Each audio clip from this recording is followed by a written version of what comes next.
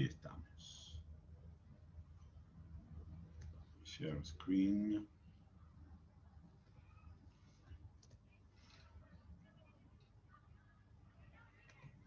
Bueno, entonces, la vez pasada introdujimos el método de estimación de máxima verosimilitud. ¿No es cierto? Vimos un ejemplo que lo motivaba, que ilustraba el porqué del método. Buscábamos, digamos, estimar los parámetros de una manera que hiciera la muestra lo más típica posible. Esa era la idea crucial. La definición matemática formal es que el estimador máximo verosímil, tita sombrero MB, es el argumento que maximiza la función de verosimilitud. Entonces lo que hay que hacer es encontrar la función de verosimilitud, la que llamamos la L, y luego maximizarla dentro del conjunto de valores posibles.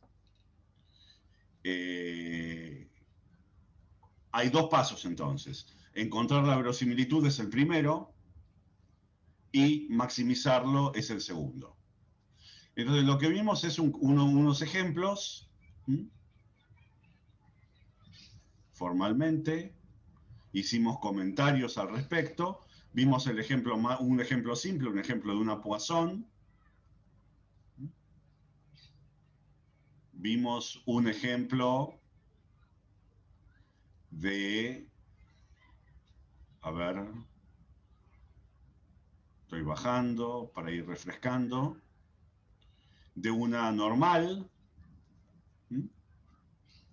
donde identificamos cuál era el espacio paramétrico, cuál era la verosimilitud, cuál era la densidad conjunta, etcétera, etcétera. Y finalmente llegábamos a las fórmulas para los estimadores máximo verosímiles. Comentamos que esos estimadores, por un lado, no siempre son explícitos, es decir, no siempre este sistema de ecuaciones resultante va a arrojar fórmulas. Hay veces que la solución, dijimos, podría ser numérica, que hay que programar una computadora para encontrarlos. Y es más, el estimador, ese sistema puede o no tener solución. Y si la tiene, puede tener soluciones múltiples. ¿Está bien? En cuyo caso diríamos que el estimador máximo verosímil no existe. O sea, el estimador máximo verosímil puede no existir. En los casos que vamos a trabajar nosotros, en general, el estimador máximo verosímil va a existir, en el sentido de que existe, está definido y es único, y en general también va a haber una fórmula, una o varias fórmulas. Bueno, también en el ejemplo de la normal, que cuando hicimos el estimador máximo verosímil de la varianza, llegamos a una conclusión, que es que los estimadores máximo verosímiles no necesariamente son insesgados. Estoy haciendo un repaso de lo visto la vez pasada, ¿sí? Luego vimos el ejemplo de una uniforme. Este ejemplo lo que incorporaba como nuevo era que la maximización no se hacía derivando e igualando a cero, porque la función de verosimilitud no es derivable, ni siquiera es continua. Entonces había que maximizarlo de una manera gráfica, viendo en un gráfico qué punto alcanzaba el máximo. Ustedes interrúmpanme y me preguntan, ¿sí? Entonces, ahora vamos a ver como un último ejemplo, un ejemplo un poco más sofisticado, ¿sí? Que se llama regresión logística. La situación, pongámonos en contexto y también para posible aplicación económica. ¿Está bien? Supongamos que uno va a un banco a pedir un crédito hipotecario, ¿no es cierto? Entonces, la persona, el representante de ventas que lo atiende, le da un panfleto con las condiciones y luego les pide ciertas cosas, les pide datos. le pide datos de, bueno, edad, le pide datos de antigüedad laboral, le pide datos de salario, le pide datos de 500 cosas distintas, ¿no es cierto? Y en base a eso va a un departamento de evaluación y decide si le dan el crédito o no. ¿Qué es lo que sucede ahí? ¿Está bien? ¿Qué es lo que sucede? ¿Qué es lo que hay detrás de esa decisión? Vamos a ver. La cuestión es así. El banco toma una decisión. ¿Qué es lo que le interesa al banco saber? Si la persona va a pagarlo o no va a pagarlo. ¿No es cierto? Entonces trata de hacer una estimación de esa probabilidad. ¿De qué probabilidad hay que un cliente con tal edad, de tal sexo, de tal profesión, con tanta antigüedad, con tal sueldo, etcétera, etcétera, pague el crédito hipotecario? Y en función de eso decide si paga o no. Entonces, ¿cómo serían los datos observados? ¿Cómo sería una muestra de ese tipo? Uno tiene, por ejemplo, y esto por ahí sirve también como, uno va a tener una variable que vamos a llamar variable independiente, que es si un cliente determinado pagó o no. Acá agreguemos uno, pongámosle un ID. Por ejemplo, el DNI, un identificador del cliente. Cliente 1, cliente 2, cliente 3, etcétera, etcétera. Una muestra cliente N. Luego uno tiene, por ejemplo, si el cliente pagó o no pagó. Y luego tiene lo que se llama un conjunto de variables explicativas. Este es el esquema más general, más global. Por ejemplo, la variable X1, esta, por ejemplo, puede ser antigüedad. La variable X2 puede ser, por ejemplo, educación, años de educación. La variable X3, etcétera. Y acá tenemos los valores, ¿no es cierto? Por ejemplo, el primer cliente, supongamos que tiene antigüedad laboral 15 años, educación 9, supongamos, no sé, X3, otra variable. Y este cliente supongamos que sí pagó, le ponemos acá un 1. Después tenemos otro cliente, antigüedad laboral 1 año, educación 1 año, capaz que este no pagó, pongámosle así a modo de ejemplo nada más. Y uno tiene todos estos datos. En base a todos estos datos, uno va a querer ver, que va a querer adivinar o estimar la probabilidad de pago, ¿no es cierto? Y en base a eso tomar la decisión. Bueno, en el contexto, y esto lo van a estudiar muy bien el año que viene, no sé, o este año en econometría, a esta variable se le llama variable dependiente o variable a predecir, ¿sí? Y a las demás se le llaman las variables explicativas. O sea, yo quiero predecir con qué probabilidad un determinado cliente va a pagar o no. Y para predecir eso voy a usar la antigüedad, la educación, el sexo, no sé, las que quiera. Cuantas más mejor en general. Bueno, entonces, vamos a pensar. ¿Cómo sería, por ejemplo, una situación típica? Una situación típica, vamos a considerar solamente dos variables. Vamos a considerar, por ejemplo, solamente la variable antigüedad, X1. O sea, acá tendría, por ejemplo, los clientes con 1 año de antigüedad, 2, 3, 4, 5, etcétera, etcétera, etcétera. ¿Está bien? Y después tengo acá la variable observada, que es la I, que es si pagó o no pagó.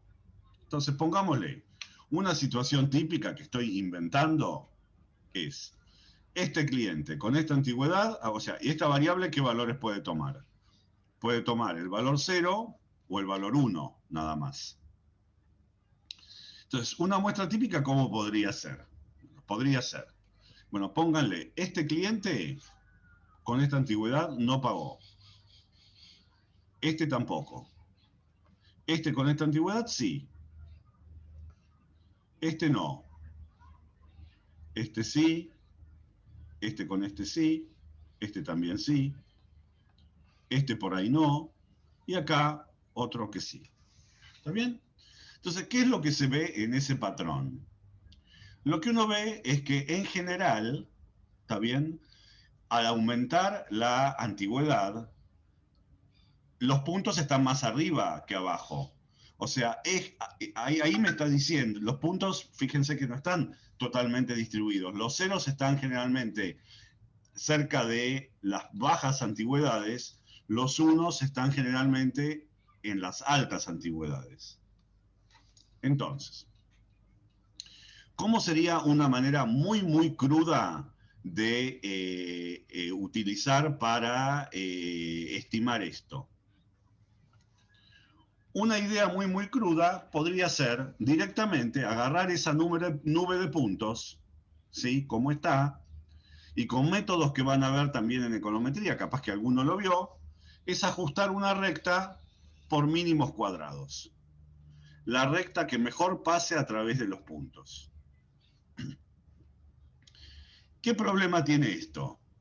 El problema se ve justamente en ese gráfico, que esta recta, el problema que tiene es que me está prediciendo para algunas antigüedades probabilidades negativas o probabilidades mayores que 1. Muy bien.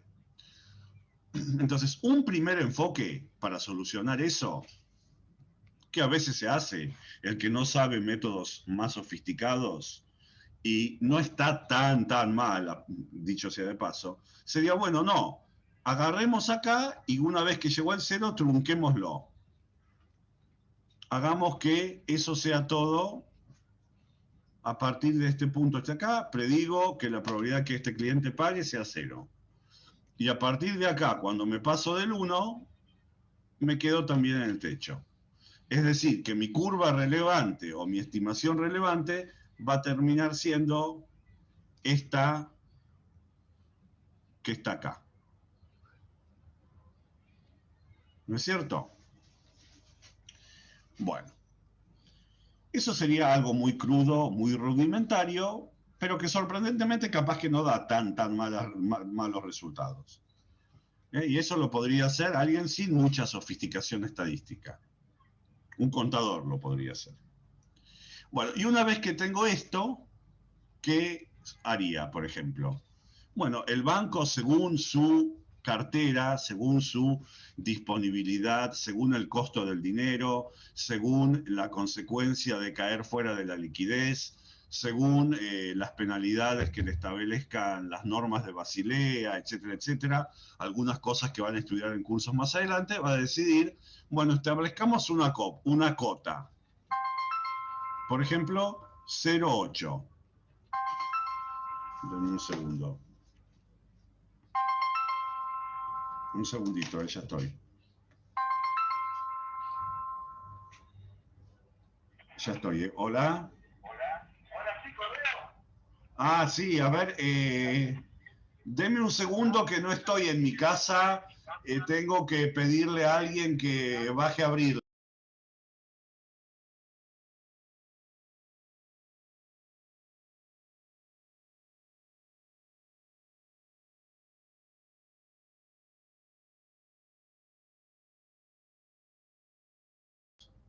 Bueno,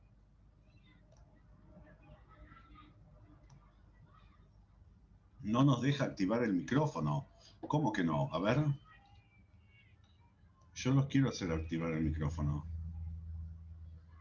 Eh,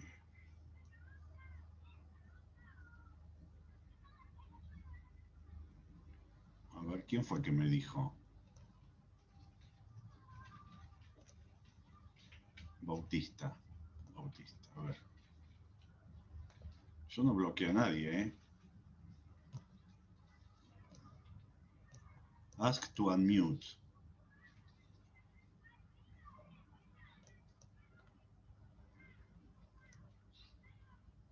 ¿Qué pasó acá? El anfitrión no permite que reactiven ellos mismos los micrófonos. A ver, ¿y alguien sabe cómo se hace eso? Participants. Esto está seteado así de la facultad, ¿eh? A ver. Ah, a ver. Allow participants to unmute. Fíjense ahora. Sí, ahí Sí, sí. ahora sí me deja, sí. Ah, buenísimo. Mejor porque, aparte, mucho mejor, porque si no me sentía que hablaba solo. Ahí está. Déjenme entonces que resume. Listo. ¿Alguna consulta me querían hacer?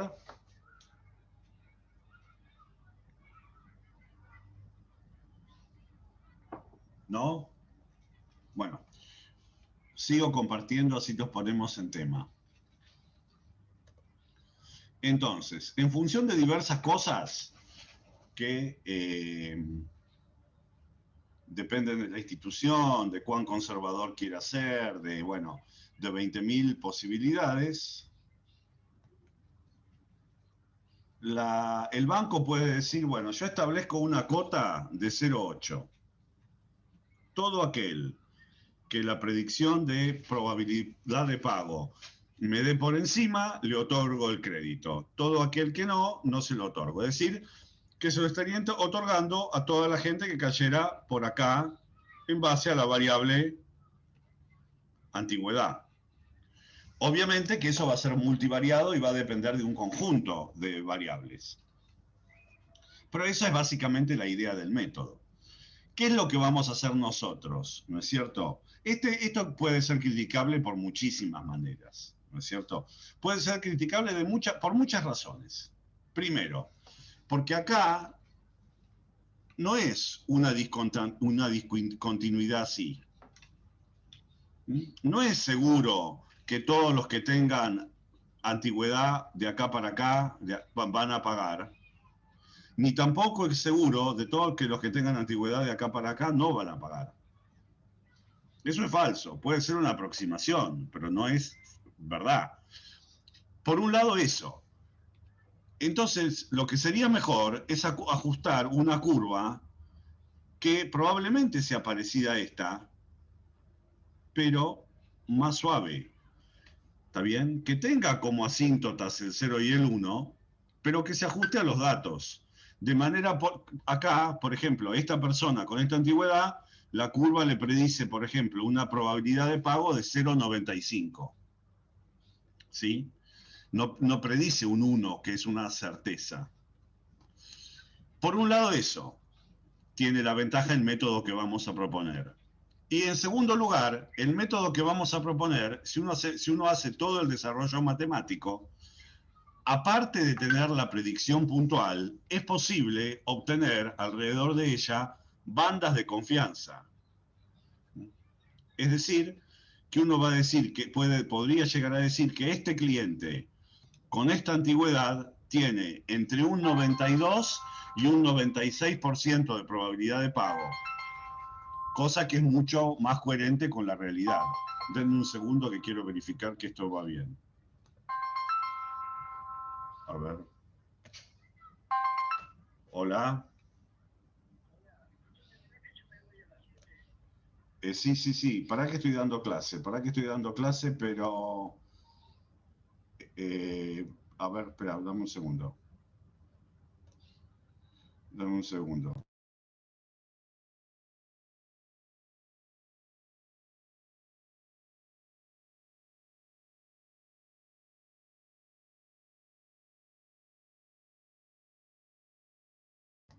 A ver, acá estamos. Listo.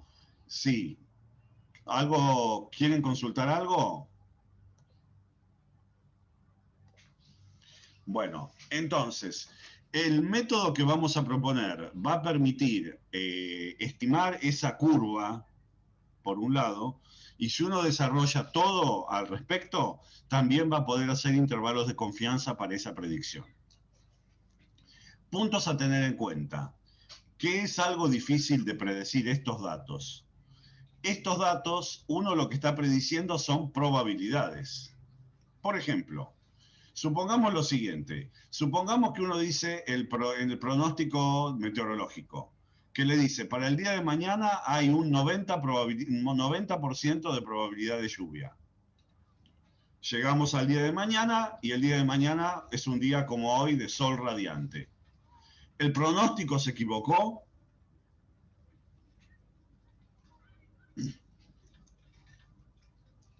No, porque lo que predijo fue una probabilidad. Entonces, para saber si el pronóstico se equivocó o no, lo que habría que ver es tomar un conjunto, qué sé yo, de 1000 días, donde el pronóstico dijo, mañana llueve con probabilidad del 90%, y lo que debería pasar es que en 900 de esos 1000 días llovió, más o menos. Si lo que ocurrió es que de esos 1000 días que el pronóstico dijo hay un 90% de probabilidad de lluvia, solamente llovieron 5, ahí hay claramente un error. Pero cuando se predicen probabilidades para asegurar o para validar la calidad de una predicción, no basta un caso, hay que tomar un conjunto de casos. ¿Se va entendiendo? Sí. Bárbaro.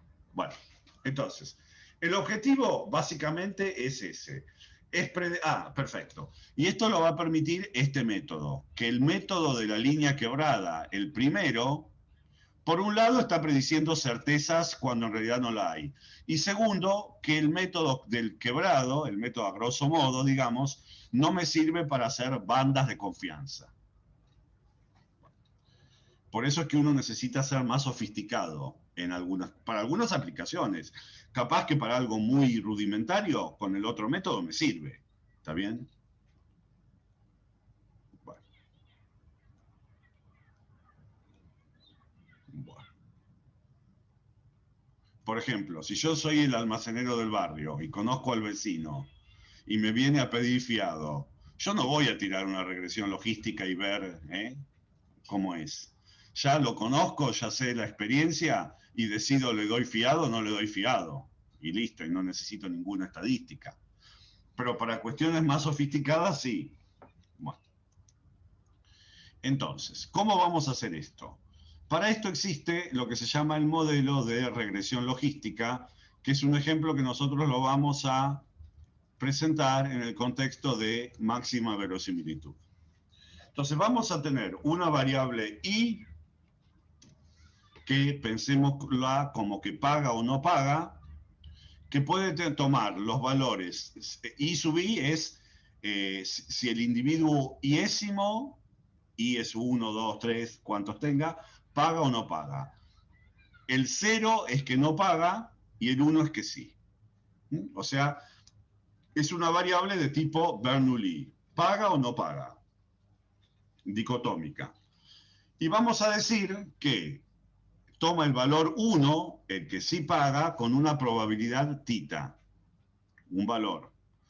Y que no paga con una probabilidad 1 menos tita, es una Bernoulli.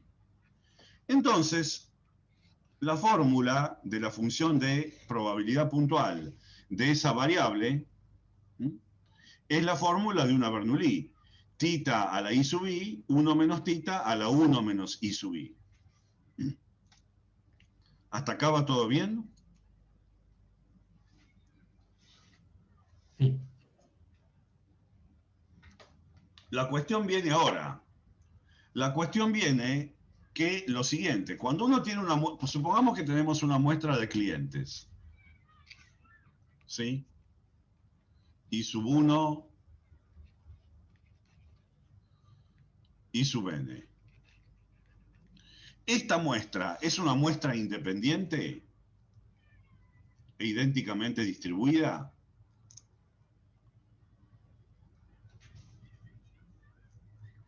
Puede ser que sí, como puede ser que no. Pero si se trata de clientes con distinta antigüedad, distinta educación, distinta profesión, etc., si bien puede perfectamente ser independiente, no es idénticamente distribuida. Lo que hace que no sea idénticamente distribuida es que tienen distinta educación, tienen distinta profesión, distinta edad, etc. ¿Ok? Entonces, lo que nosotros tenemos que hacer es vincular de alguna manera las probabilidades de pago, el tita, con las variables independientes. Para ello, tenemos que hacer que tita sea función de las x. Para ello, una de las tantas propuestas que hay, la más común, es la que se llama el modelo logístico, donde dice que tita de x está dado por esta función. E a la beta x sobre 1 más b, 1 más e a la beta x. ¿Por qué esta función? Porque yo necesito x, por ejemplo, antigüedad, es una variable continua que puede ser, no sé, de 0 a infinito. Pónganle. Si tomo otra variable, saldo en cuenta corriente, esa variable incluso podría llegar a ser negativa. ¿Está bien? Pero yo lo que quiero es que cuando uso esa variable, la probabilidad resultante esté entre 0 y 1.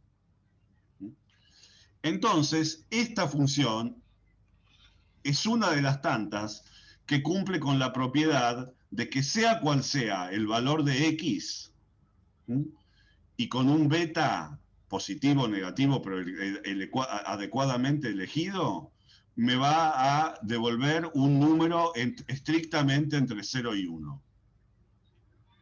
¿Sí?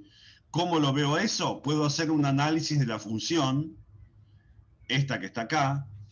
Si yo grafico tita de x acá, con esta función, versus el x acá, y hago un análisis matemático de la función, voy a ver que me voy a mantener, esta forma puede variar, pero me voy a mantener dentro de la franja de valores que se necesita, que es el 0 y 1.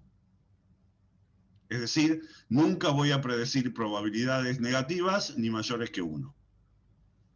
Bueno, si esta curva es así, o la panza está acá, o cómo es la curvatura, etcétera, todo eso va a depender de los valores de x y beta. Pero sí o sí va a cumplir la propiedad de que su imagen es el intervalo 0, de que su dominio es R, y que su imagen es 0, 1. Bueno. Entonces, acá estamos haciéndolo con una sola variable, porque lo hacemos a modo de ejemplo. Si quisiéramos hacerlo con más de dos variables, solamente pónganle con antigüedad.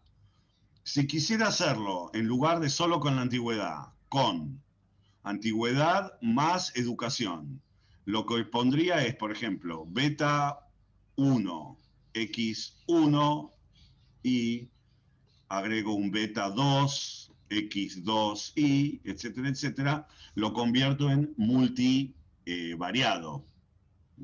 Nosotros tomemos el caso más simple en el cual consideramos solo una variable independiente, a los fines de este ejemplo.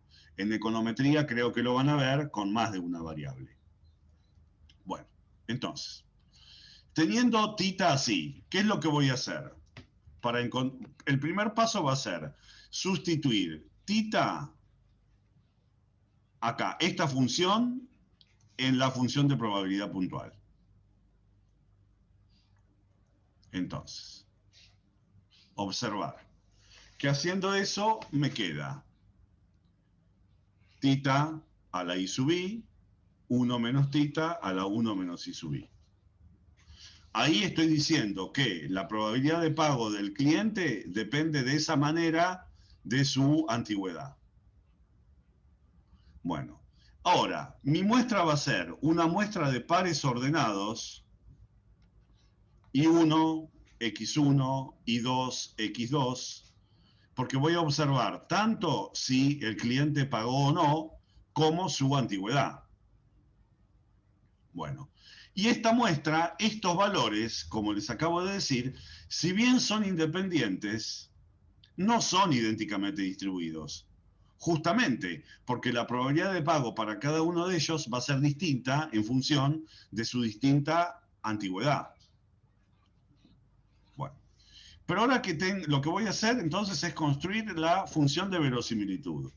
En este caso se trata de una muestra discreta, es una muestra de todos ceros y unos.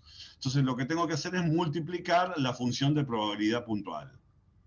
Entonces multiplico de igual 1 a n las funciones de probabilidad puntual marginales. Profesor, Fíjense, ¿podría subir un segundo, por favor? sí, decime hasta dónde. Ahí está bien, gracias. Acá lo que estoy usando es la independencia. ¿Por qué? Porque si bien esta muestra no es idénticamente distribuida, estoy diciendo que la probabilidad de pago puede depender de la antigüedad, estoy pensando en un contexto en el que tomo una muestra de clientes al azar. ¿Está bien?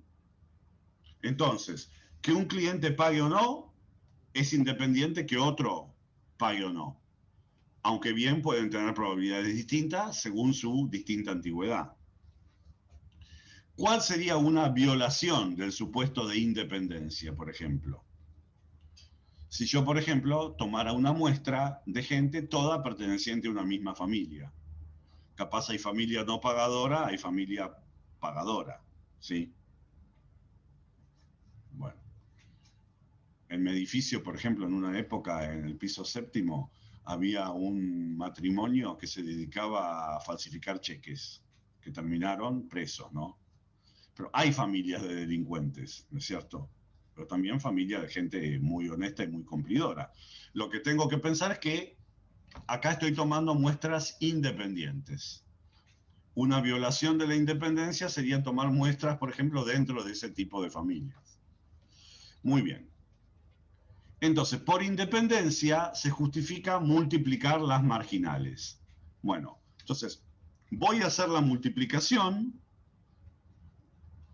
Ese va a ser el primer paso. Así obtengo la verosimilitud. Y ahora vamos a hacer las cuentas. Y el segundo paso va a ser maximizar. ¿Está bien? Encontrar el estimador máximo verosímil del beta. No sé si las tengo hechas. No.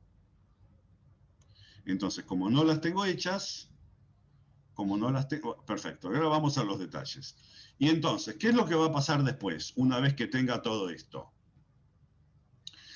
Ya estimé mi parámetro beta. Viene un cliente, ¿está bien? Viene un cliente. Le pregunto, ¿usted qué antigüedad tiene? El cliente me da el valor. Me dice 5 años, por ejemplo, 5. Vengo, ya beta es un valor, meto todo en esta fórmula y todo esto me tira una estimación de la probabilidad de pago. Entonces me fijo, a ver, ¿cuánto dio eso? 0,84. Si mi cota era 0,80, le otorgo el crédito. Si mi cota está, si me da por debajo, le digo, no, señor, discúlpeme, usted no califica. ¿Sí? O, como hacen a veces, en lugar de decirle no, le vuelven a pedir más y más y más certificados, hasta que uno se cansa y no lo pide más. A mí me pasó eso. Cuando yo compré hace 15 años, parece que fue ayer, mi primer departamento, tuve que pedir un crédito hipotecario para hacerlo. Y yo en esa época tenía 3 trabajos, ¿no? Porque tenía la Facultad de Ciencias Exactas en ese momento, tenía la Facultad de Ciencias Económicas, la misma que ahora, y tenía CONICET también. Entonces tenía que presentar tres certificados de sueldo, 3 certificados de antigüedad. Bueno, llegaba y cuando estaban los 3, ya uno estaba vencido, porque todos tenían que tener vigencia de un mes. Bueno, me costó un montonísimo hacerlo. Finalmente, bueno, lo saqué y en realidad terminé no necesitándolo, pero bueno, pero eso ocurrió. Y una de las cosas que yo me acordaba, por ahí recuerden cuando estudio en finanzas, es que para el sistema bancario argentino, muchas veces para que te otorguen un crédito, uno tiene que demostrar que no lo necesita. Si uno demuestra que no lo necesita, te lo dan, pero entonces para qué lo quiere, ¿no? Bueno, pero eso se ha dicho de paso para moneda, crédito y bancos. Volvamos a la estadística y es cómo hacer esto. Entonces, déjenme que me acomode, vayan pensando preguntas y me van diciendo mientras yo seteo acá esto.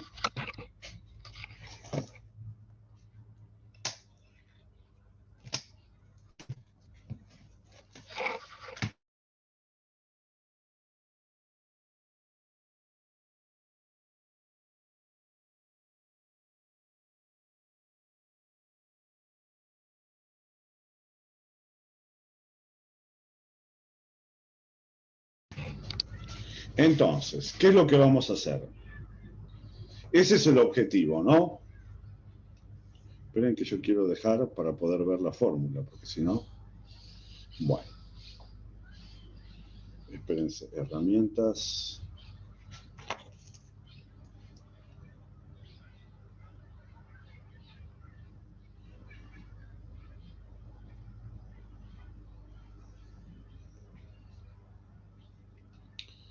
Vamos a sacar todo lo que no necesito ahora.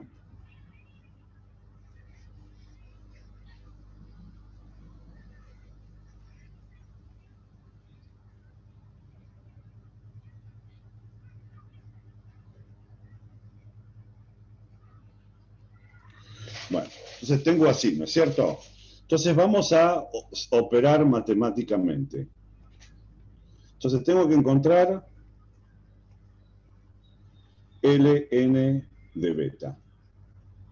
Fíjense que mi único parámetro en este modelo es beta, una vez parametrizado así. ¿Sí? Entonces, Ln de beta va a ser la productoria. Entonces, ¿cómo hacemos? Bueno, ¿cómo hacemos? Espérense que pienso, ¿sí?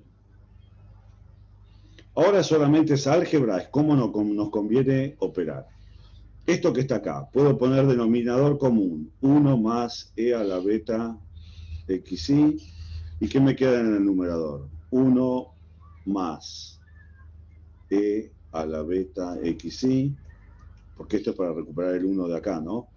Menos e a la beta xi. Fíjense que hay cancelación. Entonces todo esto me termina quedando, ¿cuánto? 1 sobre 1 más e a la beta, ¿qué dice acá?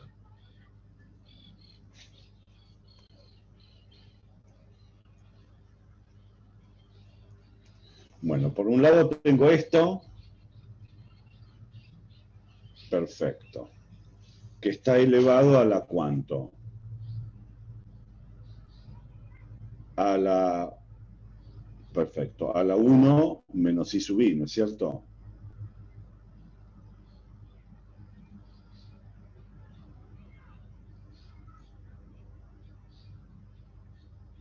Bueno, vamos a hacerlo paso a paso. Bueno, pongamos productoria igual 1 a la n.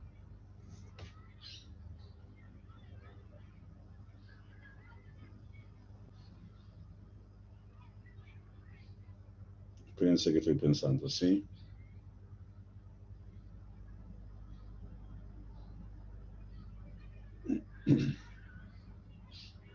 Vamos a hacerlo bien paso a paso.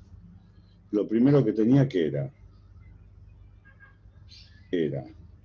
e a la beta xi sobre 1 más e a la beta xi, todo a la i sub i, y luego descubrí que esto era simplemente 1 sobre 1 más e a la beta xi a la 1 menos i sub i, ¿no es cierto? Ese es el segundo término. Sigo operando. Esto es igual, y capaz que alguien lo puede hacer más corto, pero es mejor hacerlo un poquito más largo y no confundirse, ¿sí? Que tratar de ahorrar pasos y confundirse en el camino.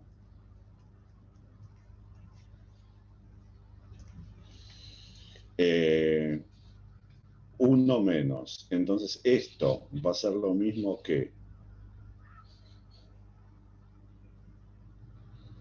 ¿Estamos bien hasta acá?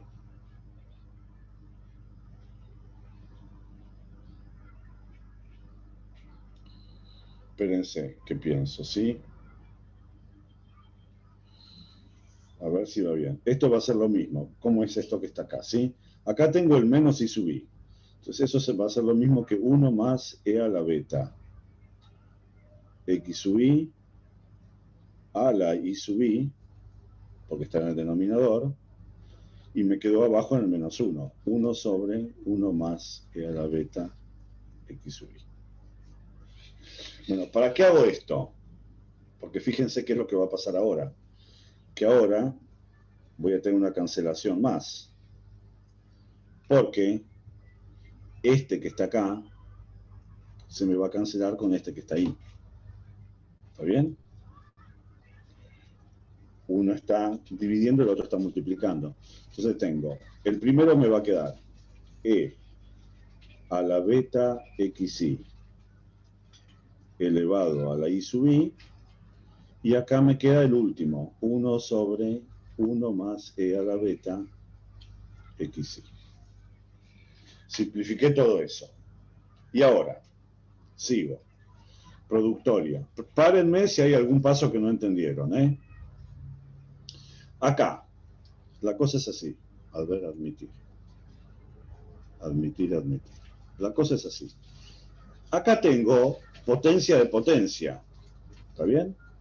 Entonces, eso es lo mismo que E a la beta xi y sub i. Bueno, por un lado. Y por otro lado, acá tengo 1 sobre 1 más e a la beta xi. Perfecto. Ahí va queriendo. ¿Esto qué era? Esto era ln de beta. Entonces, ahora, ¿qué es lo que va a pasar? Fíjense, acá tengo todo, este término es un producto de todas potencias de igual base. Entonces, eso termina quedando E, que es la base, a la beta, suma de xi y sub i. Siempre igual 1 a la n. Saqué afuera el factor, beta. Y acá me queda 1 sobre la productoria igual 1 a la n, 1 más e a la beta xi.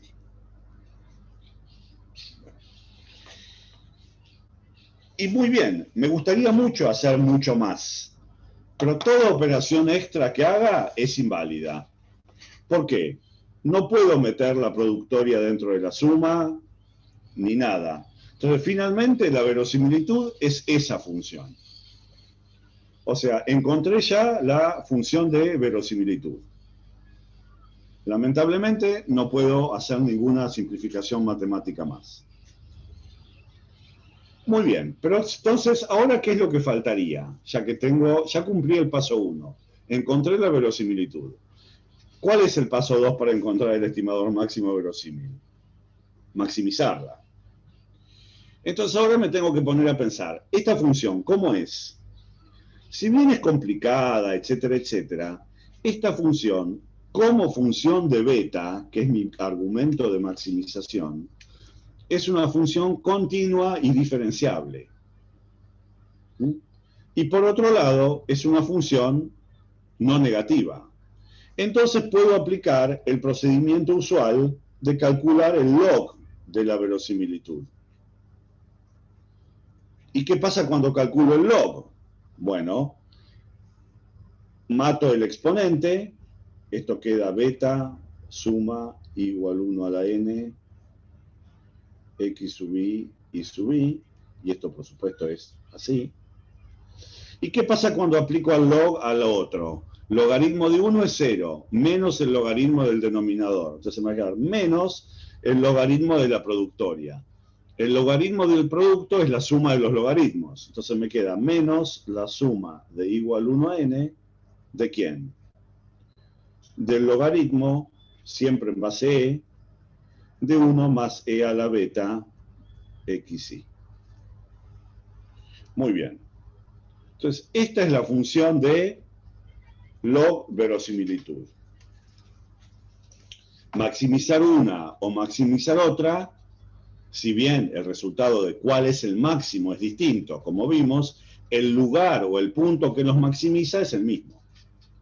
Entonces, lo que me quedaría hacer es tomar derivada, en este caso tengo una sola variable, así que vamos a poner derivada con el d, derivada con respecto a beta. Si tuviera más de una variable independiente, tendría derivadas parciales.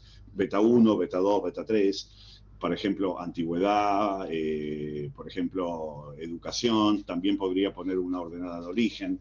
Los detalles del método pueden variar, ¿cierto? Pero aquí lo que vamos a hacer es este ejemplo de manera ilustrativa. Entonces, derivo con respecto a beta. El primer término, ¿quién es? El único que subsiste es la suma de igual 1 a n, x sub i, y sub i. Y el segundo, tengo que derivar esto. La derivada de la suma es la suma de las derivadas. La derivada del logaritmo es el inverso del argumento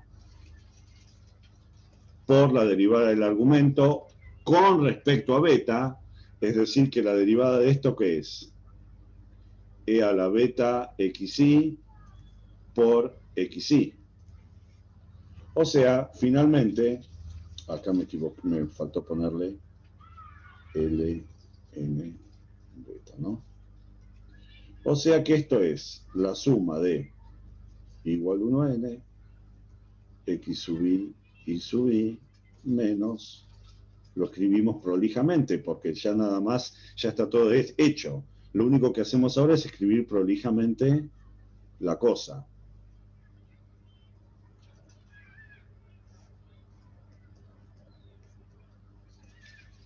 Bueno, ¿y qué es lo que tendríamos que hacer?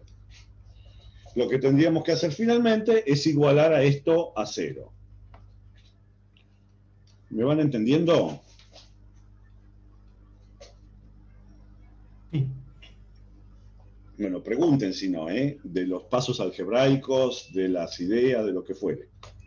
Bueno, perfecto. Y acá está la cuestión, que esto no se va a poder resolver en forma explícita. No voy a poder despejar beta de esa ecuación. Entonces, lo que va a haber que hacer, fíjense que por más que intenten, bueno, podría pasar esto del otro lado, ¿no? Podría llegar a agarrar y decir, bueno, paso esto de un lado, igual 1n, xi, e a la beta xi, sobre 1 más e a la beta xi, igual suma de igual 1 a n, xi sub i. Esto para una muestra va a ser un número, va a ser, por ejemplo, multiplicar. ¿Eso qué va a ser? Eso, por ejemplo, en nuestro ejemplo sería la suma de todas las antigüedades de los clientes que sí pagaron. Porque para los demás estaría multiplicando por 0. O sea, va a ser un número. Y esto va a ser una función de beta. Según cuál sea el valor de beta, tengo que agarrar, meter ahí y hacer esa cuenta. O sea, esta es una ecuación que hay que resolverla numéricamente. La manera más burda, más rudimentaria de hacerlo, sería, bueno, agarrar todos los valores, calcular esto, va a ser un número, lo que fuera, qué sé yo, el que les dé, 2000. Uno aparte va a conocer las X. Entonces, uno que agarraría un Excel o una computadora y adivina. Bueno, adivino beta igual 2. Hago esta cuenta y veo cuánto me da. Y me fijo, ¿es verdad que esto es igual a 2000? No. Ah, entonces pruebo con otro beta. Pruebo con beta igual 1,5. Y así sucesivamente. Hasta que encuentro aquel que me hace que los dos miembros se igualen. Eso es lo que hace un programa numérico de solución, básicamente. Nada más que lo hace inteligentemente. Es decir, si me pasé por, si adivinando inicialmente 2, me pasé por mucho, no propongo como siguiente paso 2,1. Propongo 20, no sé. Eso va a depender del método que se utiliza y ya eso es algo computacional. Pero el punto es que esto se necesita resolver mediante un algoritmo computacional, lo que se llama una solución numérica. Entonces, esta ecuación, que la vamos a llamar, qué sé yo, 1, hay que resolverla numéricamente, y finalmente el estimador máximo verosímil va a ser la solución numérica de la ecuación 1. Este es un caso en el cual el estimador máximo verosímil existe, pero hay que encontrarlo numéricamente. ¿Y cómo se usa? Bueno, como les dije, viene un cliente nuevo, le pregunto la antigüedad, me dice x igual 10, yo en base a eso utilizo para predecir, tita de x va a ser beta, el valor que me dio, por 10, 1 más e a la beta por 10. Me fijo cuánto me da este valor, qué sé yo, me da 0,85, y en base a eso decido, le doy, no le doy el crédito. ¿Hasta acá van entendiendo?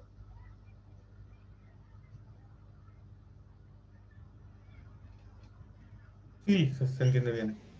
Bien, bueno. ¿Qué es lo que falta? Bueno, muy bien. Lo que sucede es que esto es un estimador, ¿sí? Es una variable aleatoria. Eso va a depender de muestra en muestra. Hoy voy y estimo eso y me va a dar un valor, 2,8, no sé lo que fuere.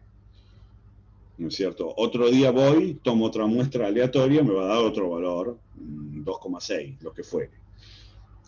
Lo que hace que esta predicción también sea una variable aleatoria. Entonces, lo que falta para hacer eso bien, totalmente coherente, o si uno quiere, para algunas aplicaciones capaz que esto le alcanza. Pero por ahí uno lo que quiere es un intervalo de confianza. Bueno, para esto lo que se necesitaría saber es cuál es la distribución aproximada,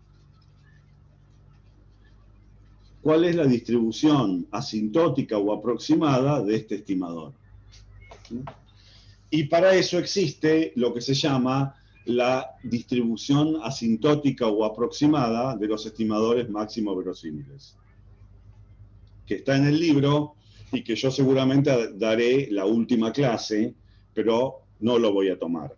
Pero ¿para qué sirve estimar por máxima verosimilitud? Sirve para dos cosas. Sirve para encontrar estimadores puntuales, aunque haya que hacerlo, como en este ejemplo, numéricamente, pero aparte porque hay una teoría asintótica que me permite tener intervalos de confianza, aunque sea aproximados, o realizar test de hipótesis.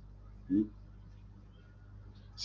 el libro lo pueden leer y si no, esperar hasta la clase que viene, hasta la clase última, y si no, el año que viene sí lo voy a dar con todo lujo de detalles. Bueno, ahora estamos en un proceso, como les conté, de ir adecuando el programa para dar más aplicaciones económicas y también dar las herramientas matemáticas necesarias para eso. Entonces, bueno, por ahora vamos de a poco. ¿Se va entendiendo?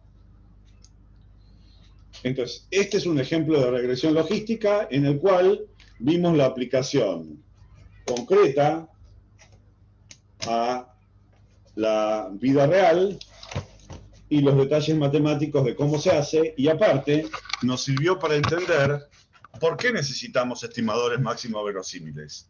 ¿Qué es? Porque aparte de tener una predicción puntual, queremos tener predicción por intervalos, por ejemplo.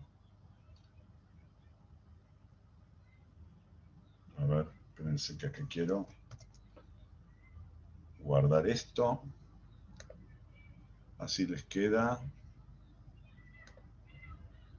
De manera tal que yo lo actualizo. Bueno, ahora sí. Preguntas, dudas.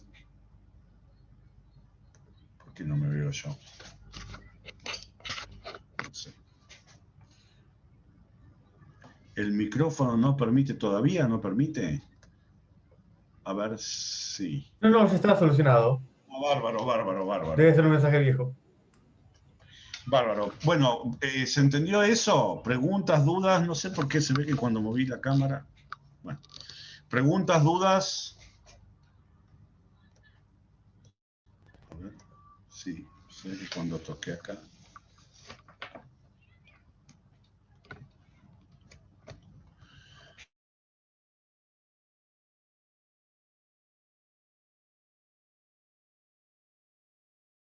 dando regresión de Poisson. Pónganle que lo que yo quiero predecir es una variable del tipo ¿cuántas veces al mes un determinado cliente usa un cajero automático? ¿Sí? Muy bien. Ese número, en general, van a ser, primero, los resultados, el número puede ser 0, hay gente que no lo usa nunca, hay gente que lo usa una vez y saca todo lo que le depositaron, por ejemplo, eso es muy común con los planes sociales. El otro día me pasó, me quería matar. Voy al cajero, al Banco Nación, y adelante mío había una señora que estaba retirando como de 10 tarjetas distintas el total. Me pasé esperando como media hora, pero bueno, a veces toca. Es una persona que, por ejemplo, sacaba de 10 tarjetas distintas el total. Pero bueno, los casos típicos, qué sé yo, yo voy, no sé, 2 veces por semana, un número, es decir, la variable es una variable que todos los valores típicos que toma son 0, 1, 2, 3, 4, 5, enteros, y en general enteros chicos. Yo adivinaría que los valores típicos de esa variable son de 0 a 15. No creo que haya mucho más que eso para clientes particulares, ¿no? A ver si esto anda ahora, sí. Bueno, entonces, ¿cómo modelar ese tipo de variable? Bueno, una idea es la siguiente. La variable de respuesta, es decir, el número de veces que la gente va al cajero, es una variable que se llama variable de conteo. Es decir, una variable que toma valores 0, 1, 2 enteros. Una manera de hacerlo es modelar esa variable con una distribución de Poisson, donde el lambda, es decir, la media, ¿sí? La distinta gente va a tener un número típico de veces que va al cajero distinto, ¿no es cierto? Donde el lambda, que es el parámetro de la Poisson, dependa de determinadas variables independientes. Como por ejemplo, yo querría utilizar, me imagino, si fuera el asesor de un banco, utilizar cuál es el saldo que la persona tiene en caja de ahorro o la cuenta única. Si la persona tiene saldo 0, voy a predecir que va a ir 0. Por lo menos va a ir una vez, pero no va a poder sacar nada. La edad, la profesión, qué sé yo, la antigüedad, pueden poner también, si la persona tiene un plan social o no, etcétera, etcétera. Y en base a eso hacer todo un desarrollo matemático, como hicimos en el caso logístico, pero con una fórmula de Poisson, y lograr tener un estimador y lograr tener la varianza y las bandas de confianza. Sería una aplicación concreta de cómo utilizarlo. ¿Se va entendiendo?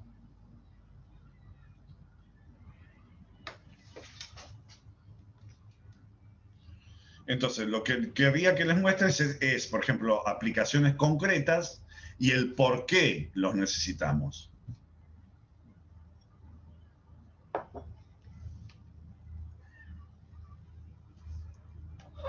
¿Algo más?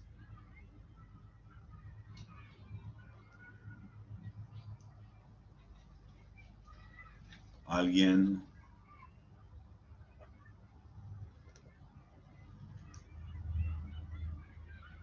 ¿Nada? Bueno, entonces si quieren hagamos 10 minutos y seguimos con estimación bayesiana, ¿ok?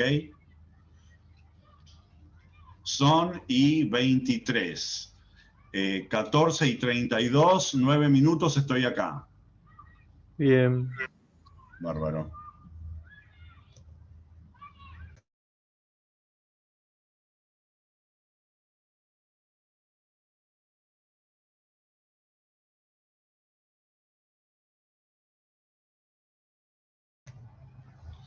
Bueno, perfecto. Entonces, ahora nos vamos a meter en el último método de estimación que vamos a ver, que es el método bayesiano.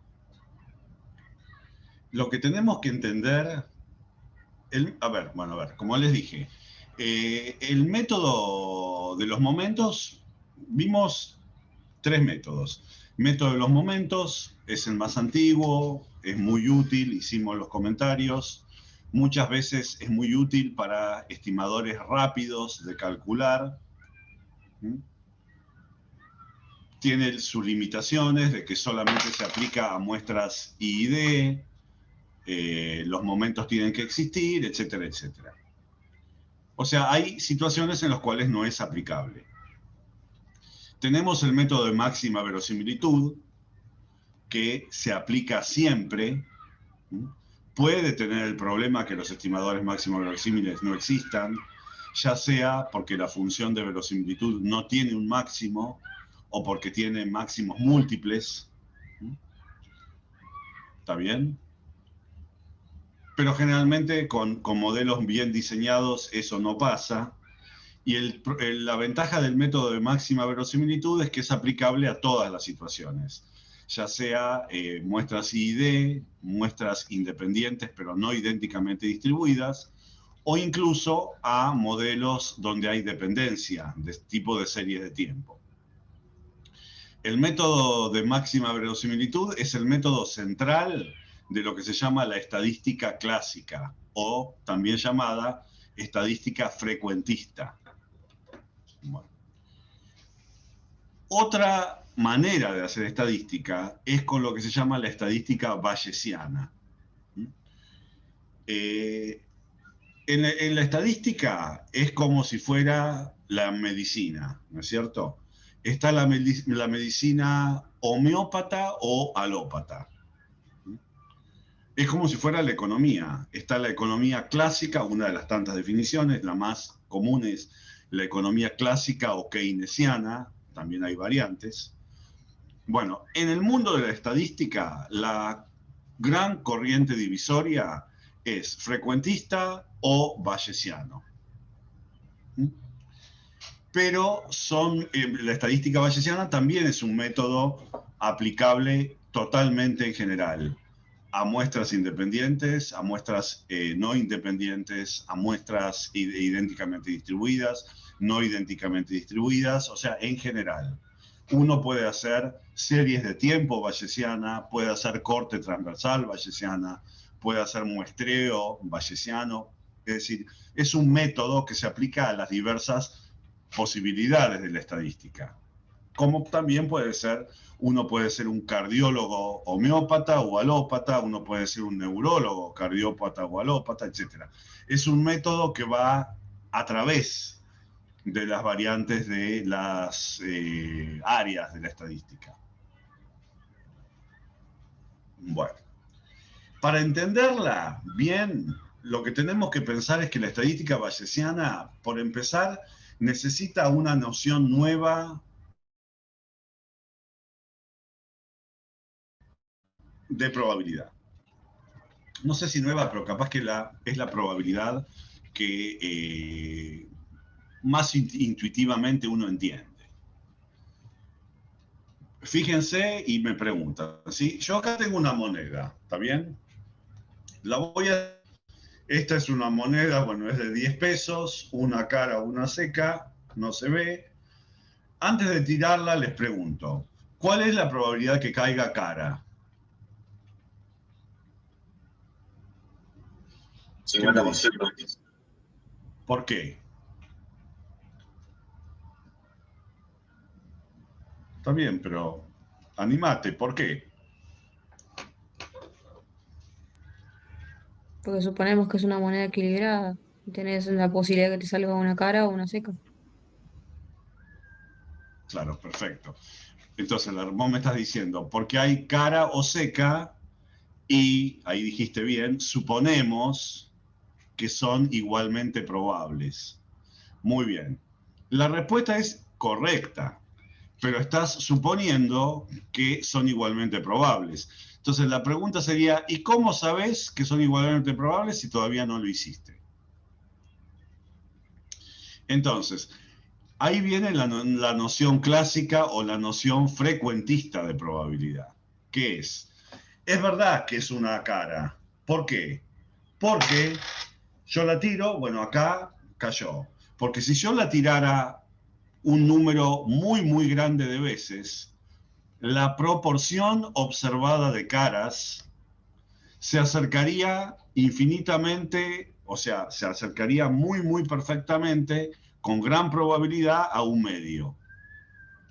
Es decir, si yo repitiera el experimento de tirar la moneda y esta fuera una moneda equilibrada, generalmente lo es, o sea, lo que se llama la frecuencia relativa de cara, la frecuencia relativa se aproximaría a un medio. Ese concepto a veces se llama como principio de estabilidad de la frecuencia relativa, o también es lo que se le conoce como la ley de los grandes números, ¿no es cierto? Pero la respuesta en palabras sería, la probabilidad es cara porque si yo la tirara un número suficientemente grande de veces, la proporción observada de caras se acercaría muchísimo a un medio. Muy bien. Esa es la noción clásica o frecuentista de probabilidad. Esa noción de probabilidad tiene limitaciones, que son que que esa noción no sería aplicable a experimentos que no fueran repetibles. Es decir, yo puedo agarrar esta moneda, tirarla 1, 2, 3, 4, 5, 6, 10 veces, ¿no es cierto? Pero hay eventos que no son repetibles. Por ejemplo, el próximo partido que jueguen Estudiantes versus Gimnasia Esgrima. ¿Cuál es la probabilidad que le gane Estudiantes a Gimnasia Esgrima? No lo sé. Algún número es, ¿está bien? Hay una probabilidad. Habría que ver cómo uno la asigna. No es un medio. O sea, sería raro que fuera un medio, pero alguna probabilidad es. El problema es que, ¿cómo interpretar esa probabilidad? Si ese evento es único y no repetible. Alguien me podría decir, ¿cómo que no es único y repetible? Si muchas veces pueden jugar Gimnasia Esgrima y Estudiantes. Sí, pero no van a jugar con los mismos jugadores, en la misma cancha, con las mismas condiciones climáticas, con el mismo técnico, con el jugador delantero que se peleó con la novia el día anterior, etcétera, etcétera.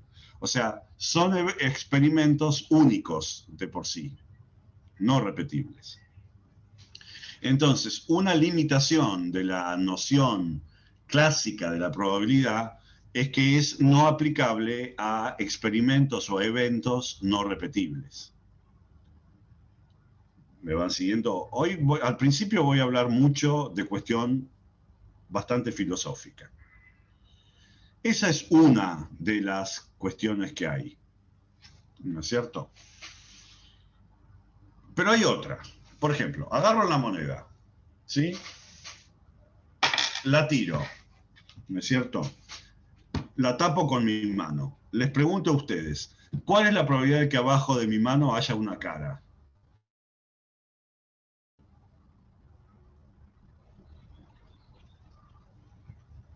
¿Alguien? 50 de vuelta. Sí. ¿Por qué?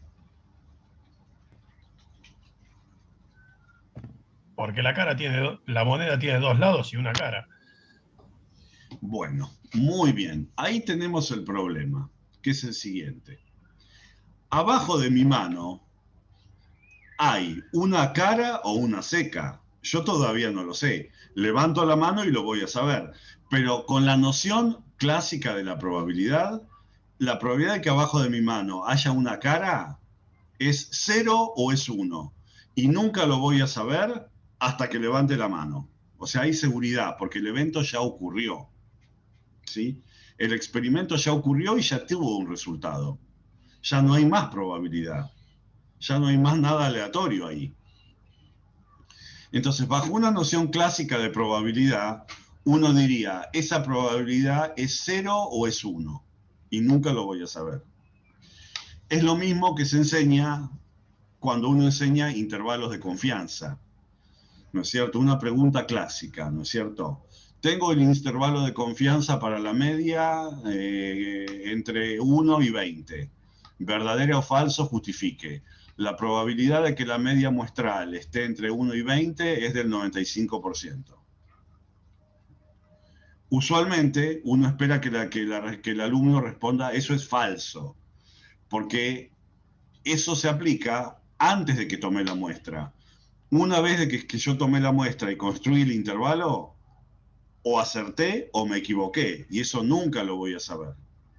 O sea, la probabilidad se aplica antes de tomar la muestra, no después. Acá es lo mismo. La moneda ya la tiré. Abajo de mi mano hay una cara o una seca, y eso no lo voy a saber hasta que levante la mano. O sea, dentro de una noción clásica o frecuentista, la respuesta es, ¿esa probabilidad es 0 o es 1? No hay ningún tercer valor posible. Y no lo voy a saber hasta que no levante la mano. Muy bien. Y ahí es donde entra la segunda noción de probabilidad, que es la probabilidad bayesiana o la probabilidad subjetiva, que a veces se le llama, que es la respuesta que ustedes me dijeron. Sí, ahí va a ser un medio. Sucede, yo no sé lo que es. Con seguridad, abajo de mi mano hay una cara y una seca.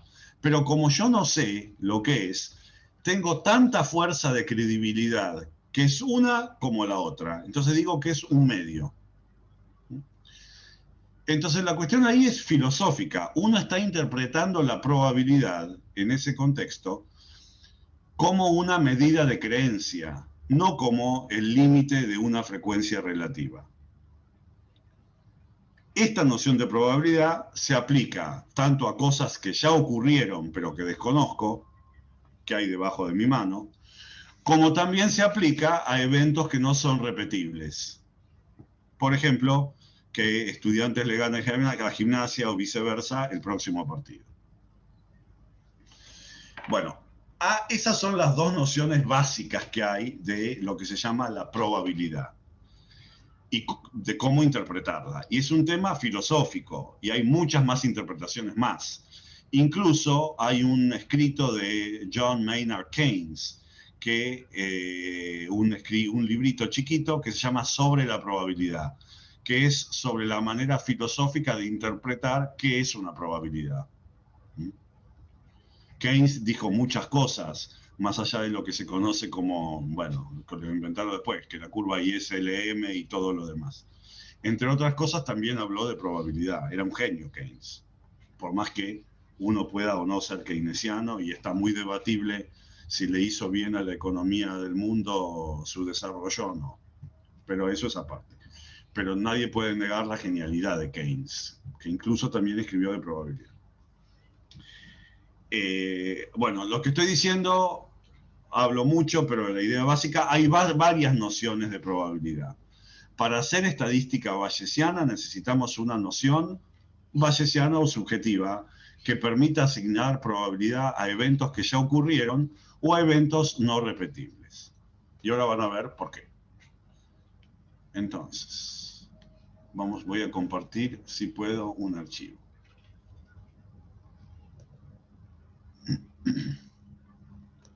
Share screen. ¿Dónde estará esto? Espérense que no lo veo.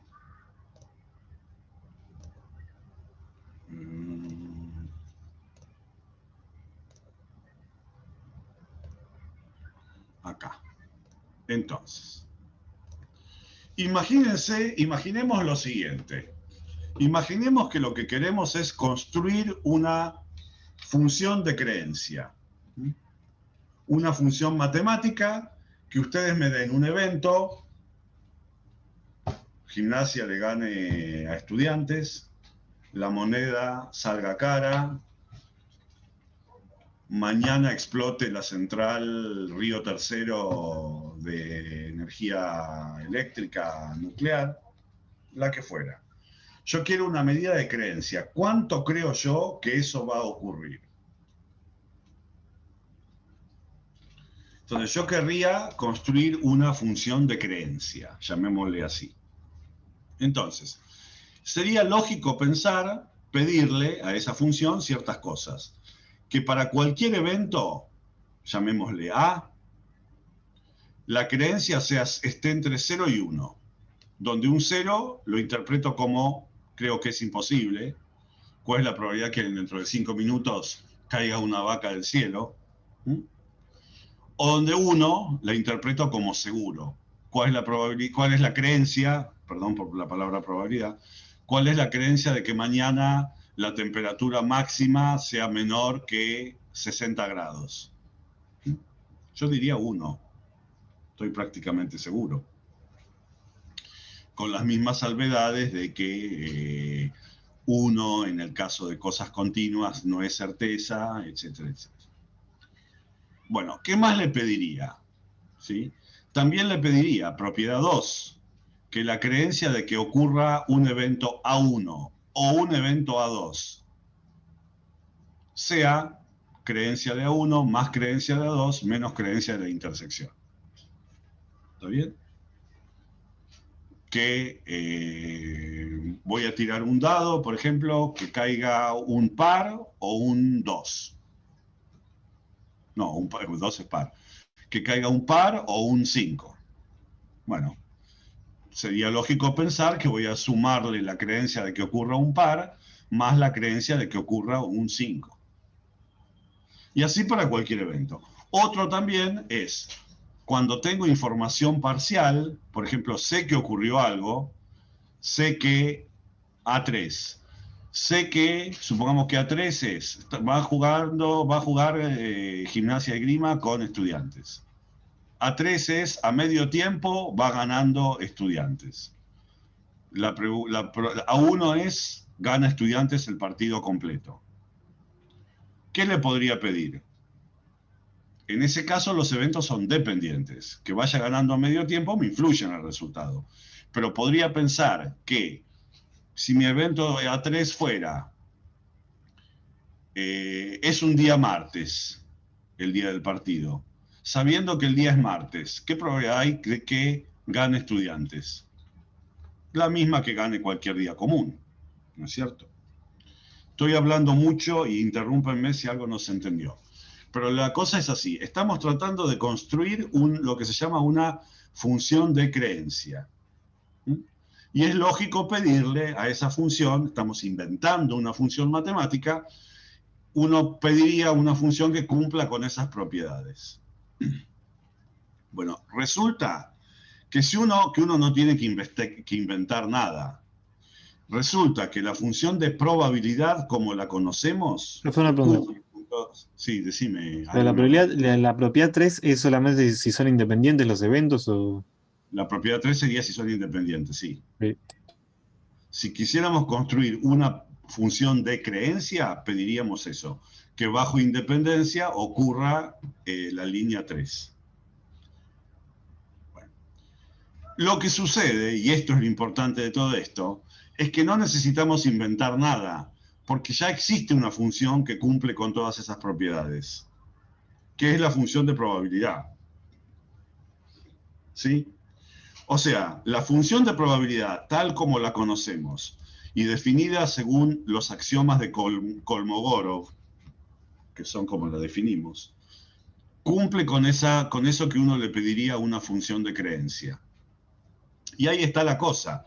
Esto nos permite interpretar la probabilidad, ya sea en un sentido frecuentista o en un sentido subjetivo o bayesiano. Desde el punto de vista matemático, la probabilidad es una función que a un evento le asigna un número entre 0 y 1 y que cumple con los axiomas de Kolmogorov, ¿no es cierto? Que la probabilidad del conjunto espacio muestral es 1, que la probabilidad del vacío es 0, etcétera, etcétera. Bueno, pero la definición matemática no me dice absolutamente nada de cómo interpretarla. La interpretación, si quieren, queda librada al usuario. Entonces nosotros elegimos en la estadística bayesiana interpretarla de manera de creencia o de manera subjetiva. Y van a ver por qué. Entonces, dicho sea esto, vamos a entrar en lo que se llama la estadística bayesiana. En la estadística bayesiana tenemos, por ejemplo, un parámetro. tita. Vamos a pensar en el siguiente ejemplo. Yo quiero estimar cuál es la proporción de mujeres en La Plata. ¿Qué proporción de los habitantes son de sexo femenino? Bueno. ¿Cómo se podría hacer esto de manera clásica, no bayesiana? Bueno, uno podría agarrar, tomar una muestra de algún padrón de números de documento, ¿sí? Y luego entrevistar a la persona o de alguna manera asignarle un sexo y utilizar la proporción muestral. Eso sería una estimación clásica. Proporción muestral, estimador de proporción poblacional. ¿Está mal hacer eso? No, no está mal. Está bien. Lo que sucede es que eso en realidad está desperdiciando muchísima información. ¿Cuál? Que yo antes de tomar la muestra y antes de hacer eso, yo ya sé que en casi todas las ciudades del mundo, en épocas normales, esa proporción está muy cerca de un medio. ¿Sí? Generalmente no es un medio exacto por muchas razones que no vienen al caso. Eso es tema de demografía. Pero está muy cerca siempre de un medio. Entonces, simplemente tomar la muestra y calcular la proporción muestral no está explotando esa información que se tiene antes de tomar ninguna muestra. Bueno, ese conjunto de información que se tiene antes de tomar una muestra se le llama la información a priori. A priori quiere decir antes. O que una traducción en economía sería por ahí ex ante. ¿Está bien? Hay información ex ante o a priori, que en todas las ciudades del mundo, en épocas normales, es un medio. Bueno, valga la salvedad en todas las ciudades del mundo y en épocas normales. Si esto lo hago, por ejemplo, en la base Marambio de la Antártida, son soldados militares, en general hombres, casi la totalidad, no va a ser un medio. Si lo hago en la época de, al revés, en la época al finalizar la guerra de la Triple Alianza con Paraguay, donde se mató una proporción increíble de los hombres, tampoco va a ser un medio. Pero en circunstancias normales sí.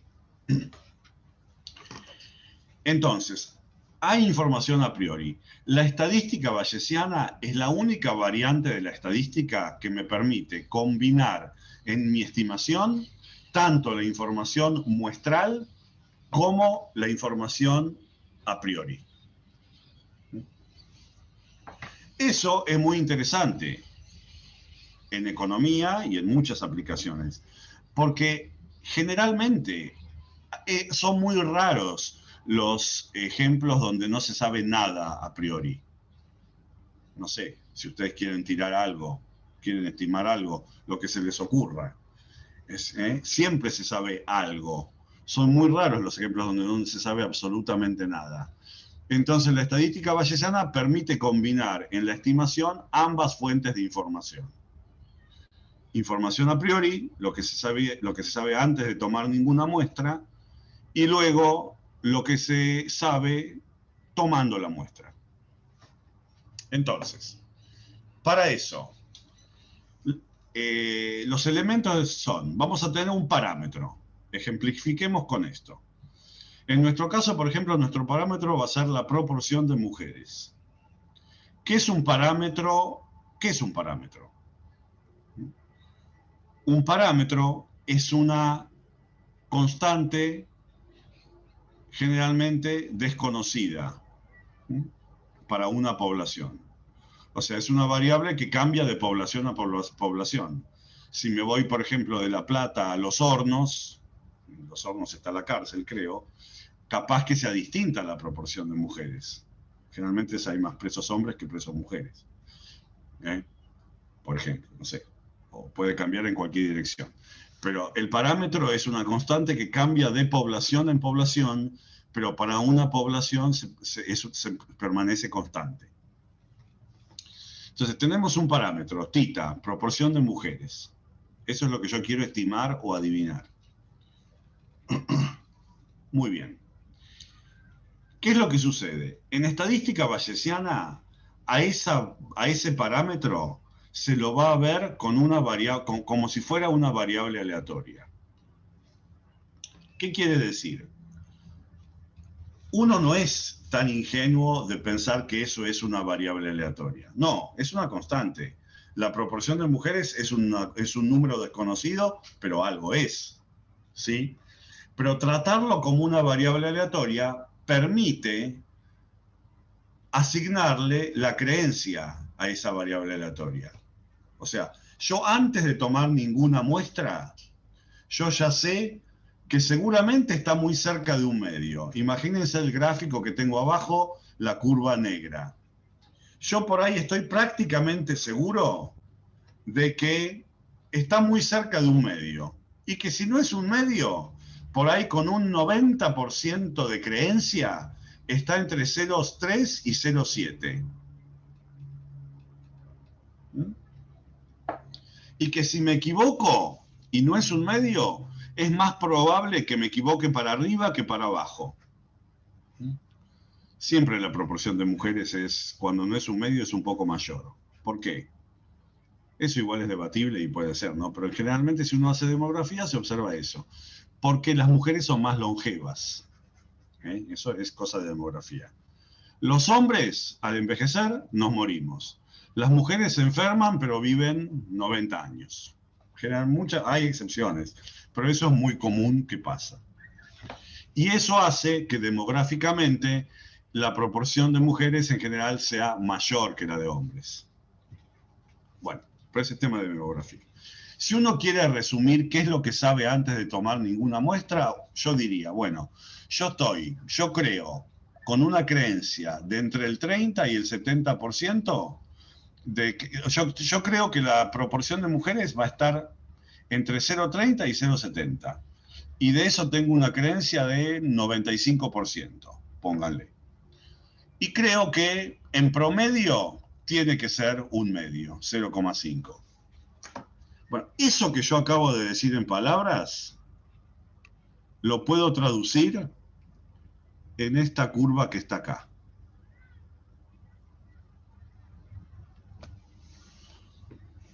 ¿Está bien? O sea, eso va a ser lo que voy a darle como si fuera la función de densidad a priori. Antes de tomar ninguna muestra, esa va a ser mi función de densidad del parámetro proporción de mujeres. Para hacer esto, es que uno necesita la noción que les dije de probabilidad, porque la variable proporción de mujeres no es una variable aleatoria, es una constante. Pero si yo veo la probabilidad como una medida de cuantificar mi incertidumbre, mi función de probabilidad y por lo tanto mi función de densidad me sirve para ese propósito. Entonces, bueno, perfecto. Entonces, eso es lo que yo creo, lo dibujé.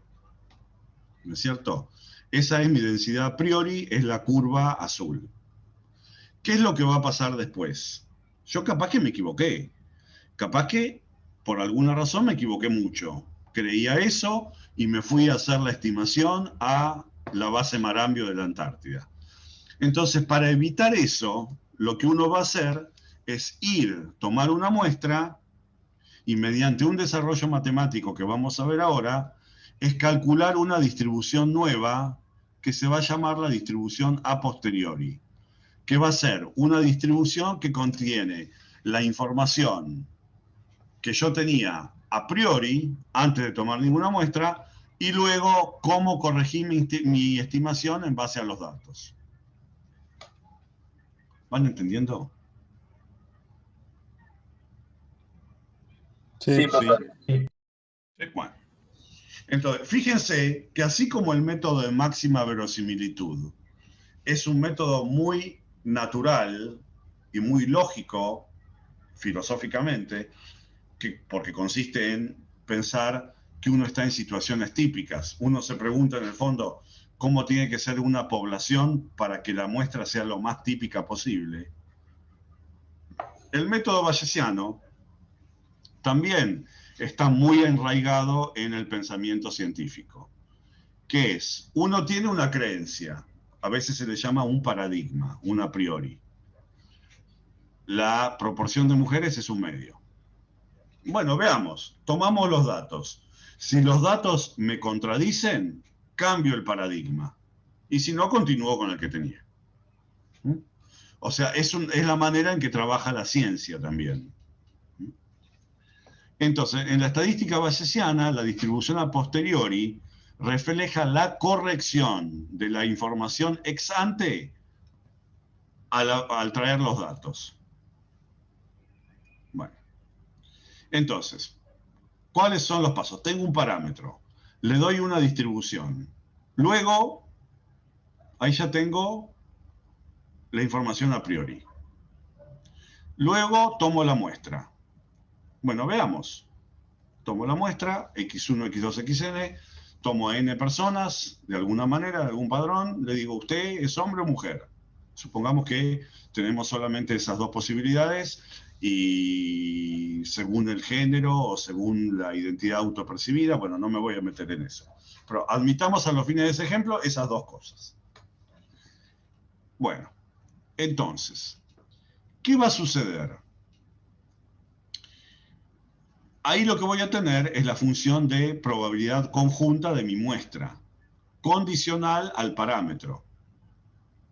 O sea, dado que la proporción de mujeres en La Plata, por ejemplo, es un valor determinado, tita, un medio o el que fuere, la probabilidad de mi muestra se va a construir con determinada fórmula, que sería la verosimilitud en la estadística clásica. En nuestro caso, vamos a pensar que mis valores de la muestra son 0 o 1. 0 hombre, 1 mujer. O sea, 1 con probabilidad tita, porque eso es lo que me interesa. Entonces, mi función de probabilidad puntual es una Bernoulli. Dado tita, dado el verdadero valor, desconocido, o sea, va a ser tita la xi, o sea, fíjense que la probabilidad, esto me devuelve, la probabilidad de 1 es igual a tita, o la probabilidad de 0, 1 menos tita, la función de la Bernoulli. Con ello, como mi muestra es independiente, calculo la función condicional de la muestra dado el parámetro. Entonces tengo que multiplicar aquí la productoria, como tomé una muestra independiente, de esto.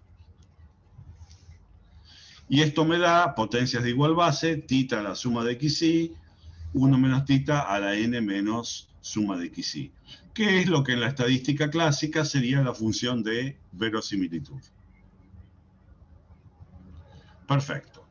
Entonces, ahora tengo las dos fuentes de información. La información ex ante está dada en la a priori. Lo que sabía del parámetro antes de tomar ninguna muestra. Y luego tengo la segunda fuente de información, que es lo que me agrega la muestra. Y la cuestión ahora es cómo combinar ambas para encontrar una actualización de la a priori a la luz de los datos. Entonces, los pasos son... Disculpe, Sí. ¿podría volver un poco para arriba? Se me cortó un poco internet y no logré entender qué pasó porque apareció una productoria. Disculpe. Porque quiero calcular la distribución conjunta de toda la muestra. Entonces tengo que multiplicar todas las marginales. Está bien, gracias. Claro. Entonces, hacia la posteriori. Entonces, los pasos son, el paso 3 va a ser encontrar cuál es la distribución conjunta de la muestra y el parámetro, es decir, la distribución conjunta de las x y tita. Para eso, multiplicamos la condicional de la muestra dado tita por la a priori. Esto es equivalente a lo que hacíamos en eventos. Si yo quiero la probabilidad de A y B, es la probabilidad de A dado B por la probabilidad de B. Ahí está la distribución conjunta. Luego, de la distribución conjunta, voy a encontrar cuál es la distribución marginal de la muestra. ¿Cómo? A esta función tengo que integrar o sacarme de encima lo que quiero hacer desaparecer. O sea, y lo que quiero hacer desaparecer es el parámetro. Quiero que me quede solamente en función de las X. Esa es la distribución marginal de la muestra. Y finalmente, lo que se conoce como distribución a posteriori, vamos a dejarlo lo que pueda, es la función de densidad del parámetro dado la muestra. ¿Que cómo la obtengo? También, con probabilidad condicional, va a ser la conjunta de la muestra y el parámetro dividido la conjunta de la muestra. Eso es también, si yo quiero probabilidad de, en este caso, B dado A, por ejemplo, esto va a ser la probabilidad de A y B sobre la probabilidad de A. En este caso pensemos que A es la muestra y que B es el parámetro. Entonces, en base a lo que hice antes, esta ya la tenía multiplicando estas dos, y esta ya la tenía integrando, tengo que hacer esta cuenta. Y al hacer esta cuenta, me va a dar la densidad a posteriori. Bueno. Entonces, nosotros tenemos, en el ejemplo, la verosimilitud ya la hicimos con la productoria. Esto era lo que veíamos, la densidad de la muestra dado el parámetro. Verosimilitud. Ver es de verosimilitud. Ahora lo que nos falta es asignarle un a priori. Muy bien. Entonces, voy a ir arriba. ¿Y qué es lo que yo dije que creía antes de tomar la muestra?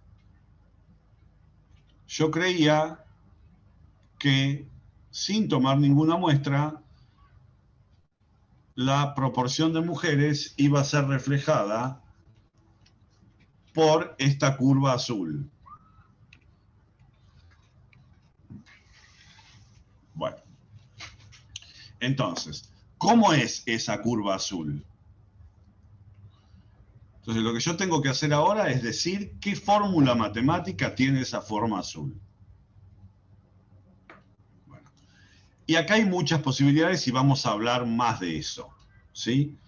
Pero yo puedo decir, tengo que encontrar una curva que sea más o menos campanular, que si tiene asimetría, tenga asimetría hacia la...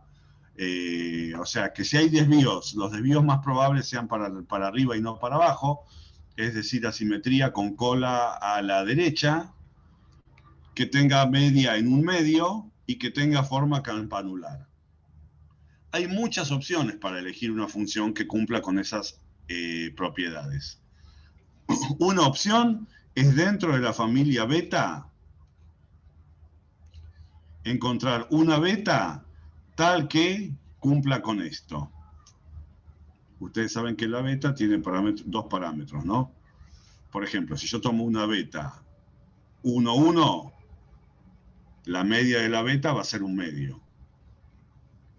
Si yo tomo una beta 2, 2, también va a ser un medio, pero más concentrada.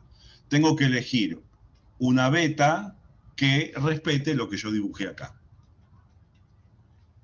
Por ejemplo, esa es una opción. Entonces vamos a ponerle, antes que hacer nada, le vamos a poner para el desarrollo matemático, vamos a ponerle el desarrollo matemático, a priori le voy a poner una distribución beta. Tiene esta forma. Donde las constantes de a priori, los parámetros del a priori, el alfa y el beta, se les llama hiperparámetros y son constantes conocidas. A ver, ¿cómo es que son constantes conocidas? Porque Yo antes de empezar todo el análisis vine acá y establecí cuál era mi creencia en base a esta curva azul.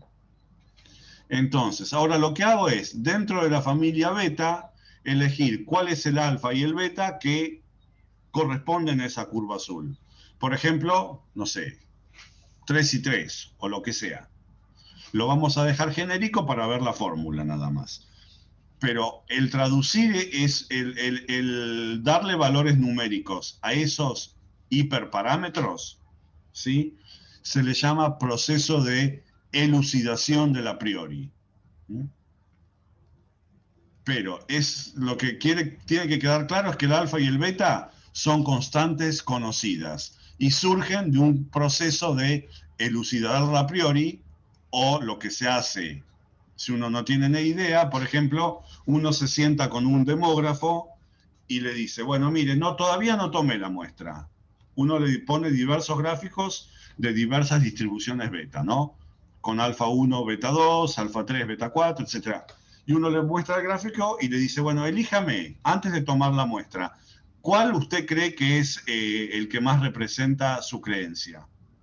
El tipo elige, o la señora, elige uno de los gráficos. Y uno dice, muy bien, entonces, alfa es igual a 3,8, beta es igual a 3,6, o lo que fuere. Entonces, uno lo que hizo es lo que se llama elucidar los parámetros. En inglés se llama elicitate. Creo que se traduce como elucidar, no estoy seguro, o creo que sí. Lo que estoy diciendo, el proceso de traducción de el conocimiento previo, el conocimiento ex ante, ya sea que provenga de información pasada o similar, o que provenga de conocimiento experto, en valores concretos para los hiperparámetros, se le llama proceso de elucidación de las prioris. Bueno, entonces, ya puse como priori una alfa beta, con alfa beta los valores conocidos que reflejen mi creencia. Y acá lo que hice es dibujar diversas posibilidades. Según cómo sean los que yo elijo de alfa y beta, la beta va a tener la forma negra. Por ejemplo, si alfa igual beta igual 1, la curva va a ser esa. La distribución beta se convierte en una uniforme cuando alfa igual beta igual 1. En el contexto bayesiano, a esto se le llama la distribución de la ignorancia. Sería lo mismo que decir, no tengo absolutamente ninguna idea de cuál puede ser la proporción de mujeres.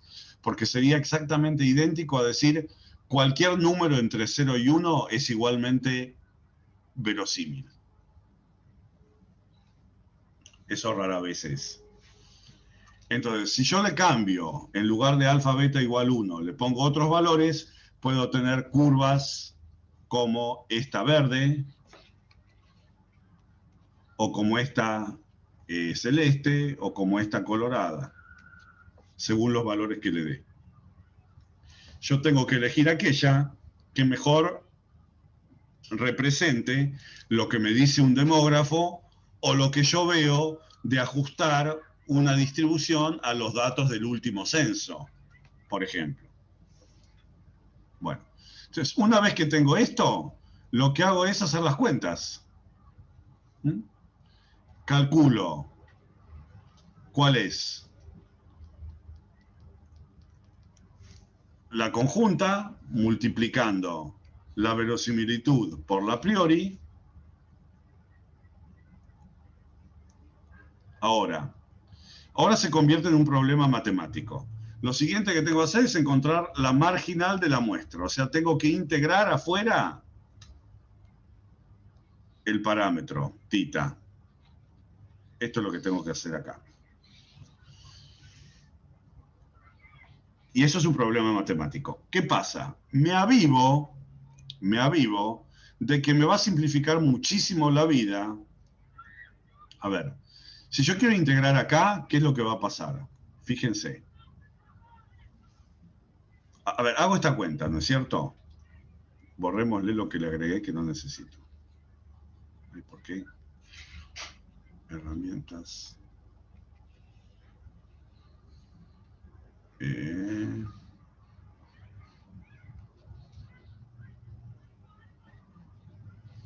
Borrémosle lo que lo agregué que no necesito. Hago esta multiplicación, ¿no es cierto? Fíjense que acá tengo un exponente tita, acá también. Eso va a terminar quedándome tita a la suma de xi más alfa menos 1. Acá tengo un 1 menos tita. Acá también. Eso me va a terminar quedando 1 menos tita a la n menos xi menos 1. Esto viene de aquí. ¿Y qué me falta? ¿Me olvidé un beta? Más, acá borré sin querer un beta. Bueno. Ahí hice la multiplicación. Para encontrar la marginal, lo que me falta para pasar de acá a acá es esta integral. Sacarme de afuera el tita. Se convirtió en una operación matemática. Ahora bien, para evitar hacerme toda esa integral, yo me puedo avivar que lo que yo tengo acá adentro es muy parecido al integrando, es decir, es idéntico al integrando de una distribución beta, pero con nuevos parámetros. Es decir, puedo llamar a suma de xi más alfa, alfa estrella, y puedo llamar a n más beta menos suma de xi, beta estrella. Con esta sustitución matemática, fíjense, volvemos arriba, que volvemos a la fórmula de una beta, pero con el estrella acá y el estrella ahí. Bueno, ¿y por qué eso me va a simplificar la vida? Porque, avivándome de eso, yo acá voy a incorporar este cociente, multiplico y divido por esto, de manera tal que ahora todo lo que tengo acá integra 1. Porque esa va a ser el área total bajo una distribución beta con parámetros alfa estrella, beta estrella. ¿Está bien? Me evito hacer esa integral.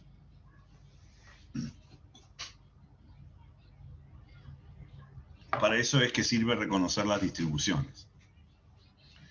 Bueno, entonces haciendo esto, obtengo la función marginal de la muestra, que es esta que me quedó acá. Fíjense que la función esta no puede depender de tita, solamente puede depender de las x, ¿sí? Y de los hiperparámetros. Bueno, y lo último que me queda entonces es hacer el cociente de la conjunta del parámetro y la muestra, o sea, la función, ¿dónde estaba? Esta función, llamémosle 1, dividida por esta función, llamémosle 2. Si yo hago 1 dividido 2, lo que obtengo es la condicional al revés. Y cuando hago la división, fíjense qué es lo que pasa. A ver si las puedo dejar las dos en la misma página. No creo que estén las dos en la misma página, pero ustedes lo tienen. Hay muchísimo que se simplifica al dividir. Y lo único que me termina quedando cuando simplifico todo es esta expresión. Bueno. Y esta expresión, ¿qué es lo que me está diciendo? Me está diciendo que la distribución, fíjense esta fórmula, que la distribución condicional de tita dada la muestra es de tipo beta con estos parámetros. Bueno, o sea, encontré la distribución a posteriori. Entonces, ¿qué queda ahora? Esa distribución a posteriori sería, por ejemplo, lo que al inicio graficamos como esta curva colorada o rosa. Es decir, refleja la actualización del a priori, la corrección del a priori, una vez que incorporé la información que me dieron los datos. Es lo mismo que en eventos. Yo les digo a ustedes, tiro un dado. ¿Cuál es la probabilidad de que salga un 1? Me dicen un sexto. Pero yo agarro y le digo, le doy información adicional. El resultado es impar. ¿Cuál es la probabilidad de que salga el 1? Ahí me va a decir un tercio. Lo mismo acá. Refleja una actualización del a priori cuando metí más información. Ojo que observé los datos y los datos me dieron esto. Bueno. Entonces, la distribución a priori, que es de tipo beta, también, y que era la curva I, es el objetivo al que quiero llegar en el análisis bayesiano. Y es lo que resume toda la información que yo tengo del parámetro de interés. Esa distribución resume lo que yo sabía antes de tomar ninguna muestra. En mi caso, estaría representado por este alfa y este beta de acá. Y también lo que me aportaron los datos. Estaría representado por esto. Sería como la curva que vimos recién arriba. Entonces la cuestión es ahora, ¿cómo a partir de una distribución a posteriori hacer estimación? Bueno, una de las tantas opciones para hacer estimación puntual es tomar como estimador puntual a la esperanza de la distribución a posteriori. Entonces vamos a decir que nosotros vamos a hacer eso. Vamos a decir que el estimador bayesiano es la esperanza de esta distribución. ¿Y cuál es la esperanza de una beta? Es alfa sobre alfa más beta, ¿no? O sea, alfa, fórmula de esperanza de una beta. Si hago ese cálculo, me queda esta fórmula. Y si quisiera tener una estimación de la desviación estándar, podría tomar como estimador del desvío estándar del estimador a el desvío estándar de la distribución a posteriori. ¿Se va entendiendo hasta acá?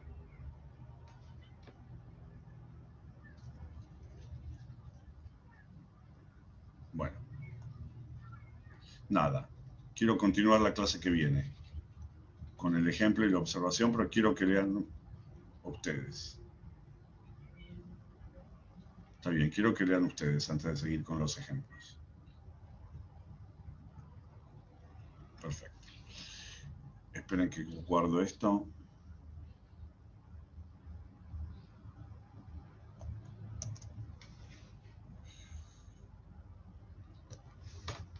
Bueno, ¿se entendió?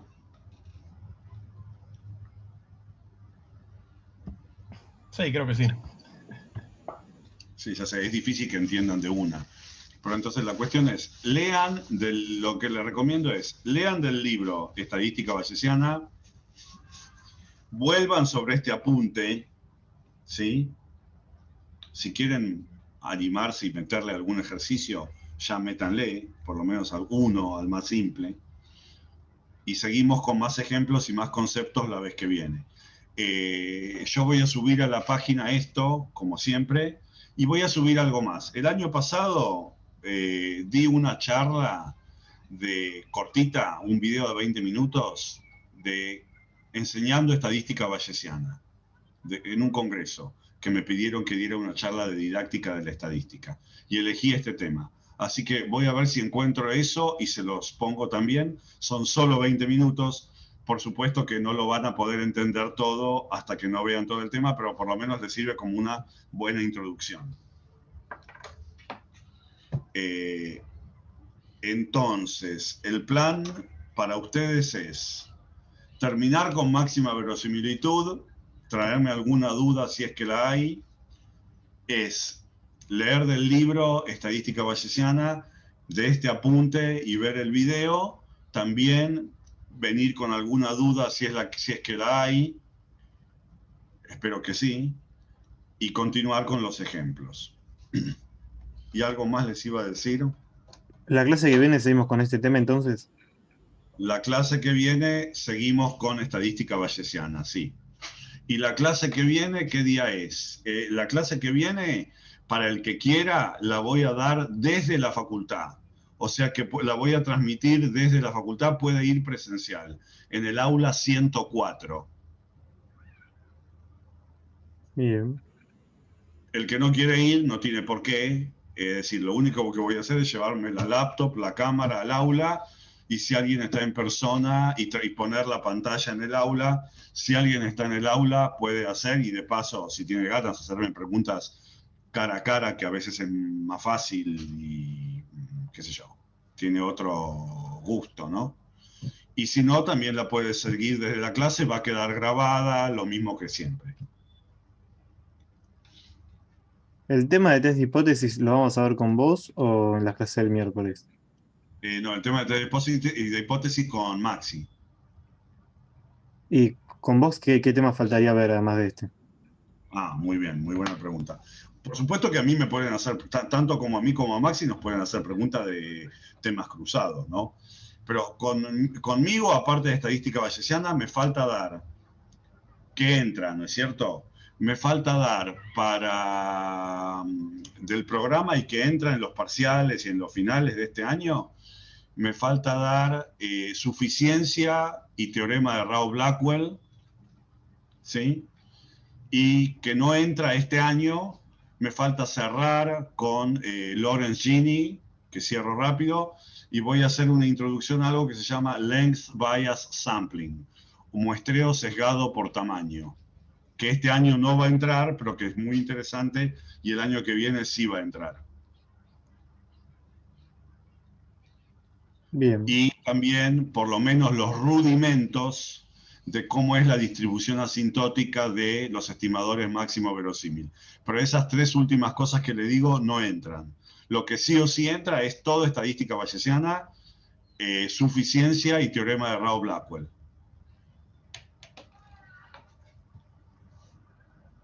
Bien, bien. ¿Se entiende? ¿Queda claro? Sí, sí, queda muy claro. Bueno, entonces, Dios mediante, continuamos el lunes.